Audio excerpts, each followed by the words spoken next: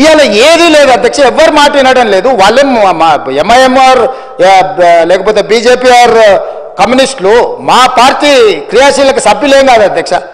వాళ్ళందరూ చర్చ జరగని చర్చ ఇది అత్యంత కీలకమైంది. మేము కొన్ని అంశాలు ప్రభుత్వం దృష్టికి తీసుకుదలుచుకున్నాం. తెచ్చుతున్న చట్టంలో కూడా ఏదైనా లోపాలో లేకపోతే వాటిలో ఏమైనా సూచనలు చేయాలని వాళ్ళు అడుగుతుంటే మేము ఎవ్వరిని మాట్లాడనీయము, మా ఇష్ట రాజ్యాంగం మేము వ్యవహరిస్తాము.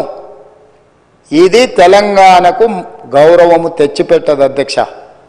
ఈ సభలో అట్లా వ్యవహరించే వాళ్ళ పట్ల తమరు నిశితంగా ఆలోచన చేసి ఒక మంచి నిర్ణయం తీసుకోవాల్సిన సమయం వచ్చేసింది అధ్యక్ష. 1 సంవత్సరం పూర్తి అయిపోయింది. ఇంకా మనం చిల్లర మల్లర వేషాలు వేసుకుంటా 10 సంవత్సరాలలో 100 సంవత్సరాలకు కావలసినంత దోసుకొని విధ్వంసం చేసి చర్చనే జరగొద్దు, చట్టమే మారొద్దు, చట్టం మా ఇష్ట ప్రకారమే నడవాలి, మీ ఇష్ట ప్రకారం వద్దు అని 23 డిసెంబర్లో అధికారం కోల్పోయారు.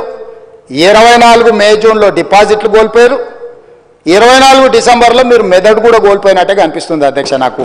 కాబట్టి ఇట్లాంటి వ్యవహారాలను తమరు కొంచెం గట్టిగా అప్పుడప్పుడు మీరు కూడా కొంచెం కొరడా చల్పించాల్సిన పరిస్థితులు వచ్చినట్టు నాకు అనిపిస్తుంది అధ్యక్ష.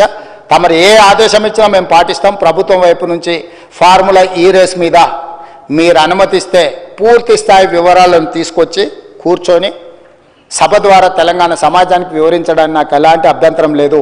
వారు ప్రదర్శిస్తున్న ఫోటో నాదే, ఆ పక్కల వాళ్ళు చూపించిన ఆయన FEO ప్రతినిధే. ఆ ప్రతినిధి వచ్చి నాకు చెప్పిన తర్వాతనే ఈ బండారం బయటపడ్డది. ఈ దోపిడీకి వేసిన దారి ట్రైపార్టీ అగ్రిమెంట్ నుంచి బైపార్టీ కావడం, బైపార్టీ అయిన అగ్రిమెంట్ ఎలక్షన్ కోడ్ వచ్చినా కూడా ఎవరికి చెప్పపెట్టకుండా ఒప్పందాలు లేకుండానే కోట్ల రూపాయలు దేశాన్ని దాటి తరలించడం, ఆ తర్వాత ఒప్పందాలు చేసుకోవడం, ఆ తర్వాత మిగతా సొమ్మును కూడా లాగడానికి వాళ్ళు ప్రయత్నం చేయడం, ఇవన్నీ వేగంగా ఒకదాని వెనకాల ఒకటి జరిగినాయి అధ్యక్ష. ఎవరికి ఎలాంటి అనుమానం లేదు. FEO ప్రతినిధులు నన్ను కలిసిండ్రు, నన్ను కలిసి వాళ్ళ భాగవతం చెప్పినాకనే నేను దాన్ని కనిపెట్టి అధికారుల నుంచి సమాచారం సేకరించి విచారణకు ఆదేశించిన, విచారణలో ఏ విధంగా ముందుకు వెళ్లాలనో కూడా మేము అందరితో చర్చించి న్యాయ నిపుణులతో చర్చించి ఒక నిర్ణయం తీసుకున్నాం. ఆ నిర్ణయం మేరకే గవర్నర్ గారికి లేఖ రాసినాం. గవర్నర్ గారు కూడా న్యాయ నిపుణులను సంప్రదించిన తర్వాతే విచారణకు అనుమతి ఇచ్చిండ్రు. ఈ ప్రాసెస్ మొత్తము ఇన్ని సంస్థలు ఇన్ని వ్యవస్థలు ప్రాసెస్ చేసిన దాన్ని ఇప్పటికిప్పుడు అన్ని బిజినెస్లను సభలో సస్పెండ్ చేసి చర్చకు తీసుకోవాలని వాళ్ళు మొండిపట్టు పట్టడం, మంకుపట్టు పట్టడం నేను అర్థం చేసుకుంటా హరీష్ రావు గారిని. ఎందుకంటే హరీష్ రావు గారు ఇక్కడ అల్లరి చేసి